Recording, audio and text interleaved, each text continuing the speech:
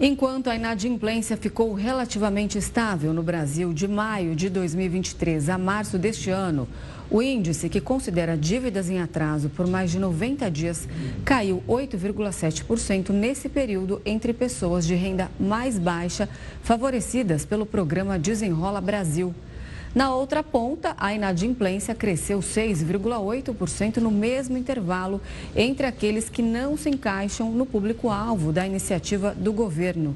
Os dados fazem parte de um estudo da Serasa, que integra o balanço final feito pelo Ministério da Fazenda sobre o programa. Promessa de campanha do presidente Lula, o Desenrola terminou nesta segunda-feira. Ao todo foram renegociados mais de 53 bilhões de reais em dívidas de pessoas físicas e mais de 15 milhões de pessoas foram beneficiadas. E quem vai nos explicar exatamente como essa queda na inadimplência influencia a economia é o Cláudio Felizoni, economista e professor da Faculdade de Administração, Economia e Contabilidade da USP. Professor, uma ótima noite, é um prazer recebê-lo aqui. Boa noite, Rafael. Boa noite, Renato. Professor, quando nós acompanhamos a fala do ministro da Fazenda, Fernando Haddad, ele disse que logo no começo, quando esse programa foi anunciado, ali era para tratar daquelas pessoas que infelizmente sofriam de um problema que já veio da pandemia, o que ele chamou de um programa conjuntural, mas que nesse momento é preciso realizar e atacar de uma maneira estrutural as dívidas que são apresentadas. Acabamos de falar que 15 milhões de brasileiros se beneficiaram, 53 milhões de reais, uma quantia que é muito significativa.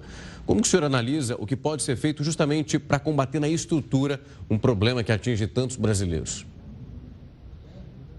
Em primeiro lugar, sem dúvida nenhuma, uma notícia auspiciosa, dado o cenário econômico que nós enfrentamos, mas há necessidade de fazermos algumas qualificações.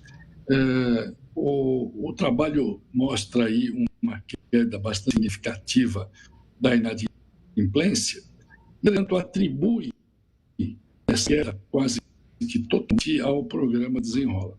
É importante assinalar que a maior parte da explicação desta queda está associada a um outro fato que diz respeito ao controle da inflação.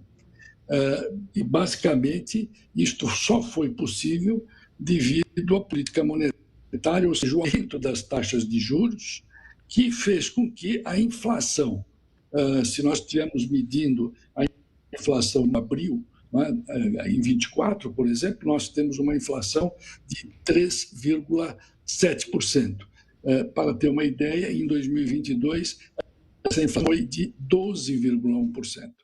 Bom, a inflação é um imposto porque ela retira a renda das famílias, né? E onera principalmente as famílias de menor poder aquisitivo, porque elas estão menos protegidas contra os efeitos da inflação. Qual foi a consequência disso? De trazer a inflação para um patamar dígito, 3,7% contra 12,1% em 2022. A massa real de rendimentos, que junta todos os pagamentos, descontando a inflação, se nós considerarmos no período de abril de 22 a março de 24, cresceu 17%. Portanto, esta queda da inadimplência, que já vinha nesse movimento descendente já há algum tempo, está muito associada ao crescimento da massa real de pagamentos e, de forma acessória, ao programa Desenrola. Professor, esse programa está no fim aí com alerta de especialistas de que pessoas não contraiam novas dívidas quando elas passam a ter ali o poder de compra reativado. A gente sabe que isso acontece em muitos casos de reincidência. Que orientação você dá para essas pessoas, para esses consumidores, para que não contraiam novas dívidas, continuem agora, a partir da frente, com o nome limpo?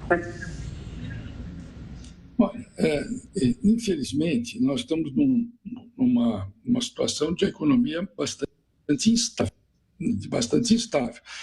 Então, a maneira como as pessoas podem se proteger é fazer aquilo que o bom senso indica, ou seja, um orçamento. E, ao máximo possível, as compras por impulso. Isto, de alguma forma, inibe, não é? Vamos dizer assim, gastos desnecessários ou gastos que eventualmente poderiam ser postergados, de maneira a proteger o orçamento das famílias. E, principalmente olhar vamos dizer assim, a contração das dívidas e o pagamento dos juros associados às dívidas. Embora nós tivemos uma mudança no preço de juros do cartão de crédito, ainda é muito alta, né? E o crédito rotativo é muito alto e acaba tornando quase que impraticável a possibilidade da pessoa honrar com os seus pagamentos. Professor, eu quero pegar um ponto da sua primeira resposta. Quando a gente olha para o cenário econômico, nós acompanhamos o Banco Central, na figura de Campos Neto, dizendo que lidar com a inflação no Brasil, com a situação financeira, isso tem ficado mais difícil com o passar de trimestres e os meses vão avançando. Nós olhamos também para uma possibilidade de uma redução um pouco mais lenta em relação às porcentagens. O que o governo federal conseguiu analisar com o fim do desenrola é que 6,8% das pessoas que não fazem parte daquelas faixas que anunciamos aqui, aconteceu um maior endividamento. Quando nós olhamos para essa possibilidade desse corte menor em relação às taxas de juros e justamente esse aumento nas parcelas que não participam de um programa como esse, o panorama que o senhor consegue visualizar dentro dessas perspectivas é muito negativo? Olha, o que acontece é o seguinte, nós estamos numa situação bastante complicada do ponto de vista das possibilidades de quitação das dívidas, que pese o fato da inadimplência ter movimentos decrescentes. Né? Há grandes dúvidas a respeito da questão da inflação, né? Porque nós sabemos que existem dois mecanismos importantes de controle da inflação. Um diz respeito à questão do déficit fiscal, que foi postergada a usar o déficit fiscal, e o controle via política monetária, que diz respeito ao aumento da taxa de juros. Então, o Banco Central já tem dado sinais de que estas preocupações foram ampliadas e, claramente, isso se torna ainda um problema mais significativo, tendo em vista as dificuldades que nós estamos enfrentando com a situação dramática dos nossos irmãos gaúchos. Tá certo, nós conversamos com Cláudio Felizoni, professor da Faculdade de Administração, Economia e Contabilidade da USP. Professor, muito obrigada pela entrevista, boa noite, até a próxima. Obrigado, Renato, obrigado, Rafa. Boa noite, professor.